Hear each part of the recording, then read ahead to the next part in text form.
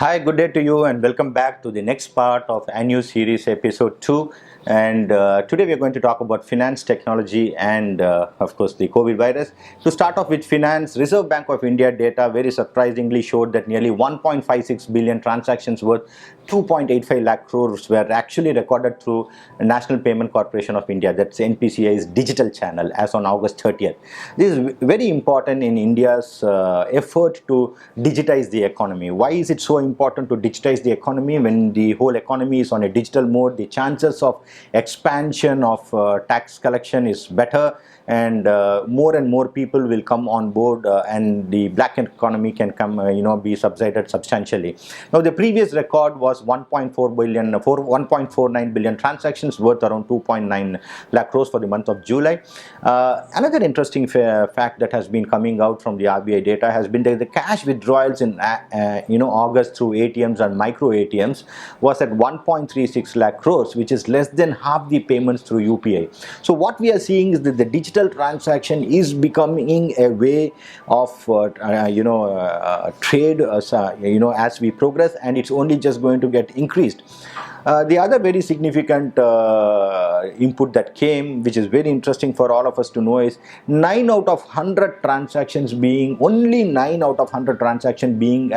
being made at branches of the bank are actually physical.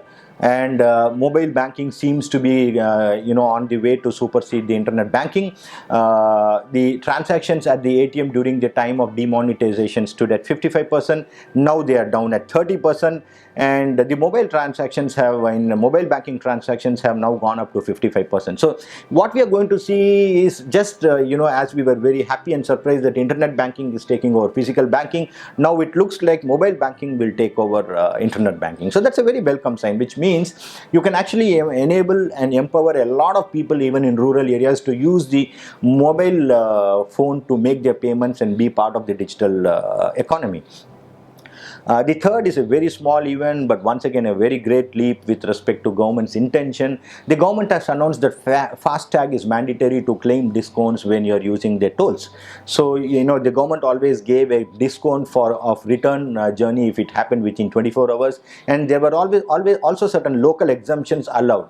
Now the discounts for both local exemptions and return journey will be allowed only if you are using FASTag. Now once again, this is aimed at promoting digital payment. The third is a very interesting development that's coming off late. During this lockdown, something beautiful has happened. Like 1 million small businesses have entered the digital space in the last 1 year, of which 6 months it has been during the COVID times when it has been on an accelerated space.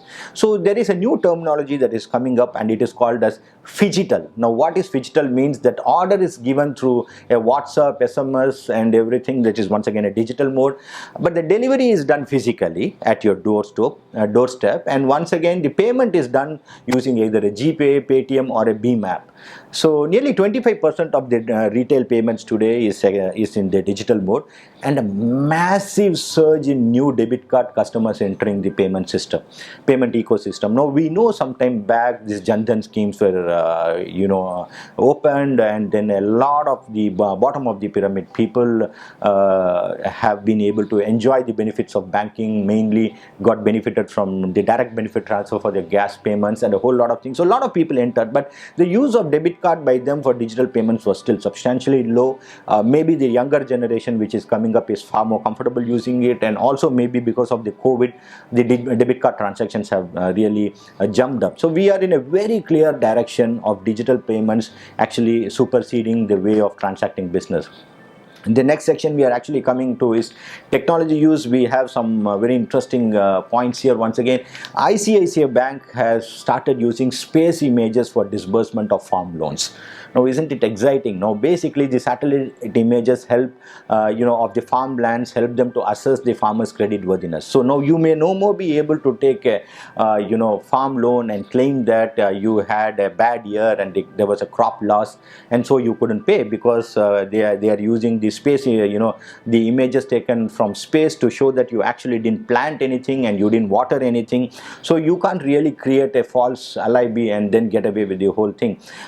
So I think it's going to be a place even in farming loan where only the right people will be able to get the money and use it properly and move forward. This system has helped them to cut the cost of travel, and it has also helped them to enable a faster decision making. So someone who has never planted anything for last 10 years may find it difficult to take get a farm loan right now. And the ICICI Bank has come up with a formula of using 40 different variables for assessing a farmer's credit worthiness. The second interesting point of digital use once again has come from a monolith, which is Railways is planning to use RFID tags for all their coaches by 2022. Now this is expected to lead to a better inventory management because the Railways will uses different types of compartments for freight movement. There are closed compartments, there are flat bottom compartments, then there are something for container movement. So each one of these different types of wagons, you don't know where it is, and it's very difficult to physically collate and do this. Now because you have the RFID system, you will be able to use technology to actually locate these wagons and then lead to a better utilization of these wagons, and a better capacity utilization always leads to a better earning. The third thing which Railway has very surprisingly done is they have introduced drone-based surveillance system. Now criminal and antisocial activities like gambling, throwing of garbage, hawking, it's all used to always happen in the railway platforms. Now using of this drone actually helps you the camera to cover a larger area. Now usually what 8 to 10 Railway Protection Force employees could cover, just a drone at a slightly higher level is able to cover the same area, which means your reliance on the RPF exclusively to control or do the surveillance is going to come down. Also the fact that these drones work in such a way that whenever they are detecting certain suspicious activity, there's a alert that goes to the nearest RPF post, and then a division of them is immediately dispatched to catch the criminal. Now all of you might be wondering whether this can actually happen in India and whether they will actually end up catching a criminal. Well, one such arrest was recently made in Wadi Bandar yard area, where someone was trying to steal something from a parked railway coach. So technology works, the intention is right, and I think that's the way to catch the new age criminals. The final thing is, I think I want to leave on a happy note on a very unhappy events that are unfolding around COVID. One of the biggest positives that we are going to see in the next few days from the COVID testing area is a rapid COVID-19 testing technology jointly developed between India and Israel is going to be rolled out in a few days. And this will be able to deliver results in less than a minute.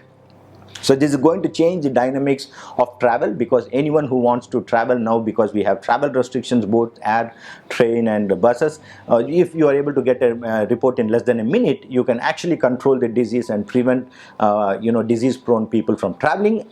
But more importantly, people who are not infected to travel and do business. Now all this will require is to blow for an individual to blow into a tube. The researchers from these two nations over the last couple of months have collected a large number of samples for 4 different kinds, and they are trying to use 4 different kinds of technology, and they have conducted trials on this.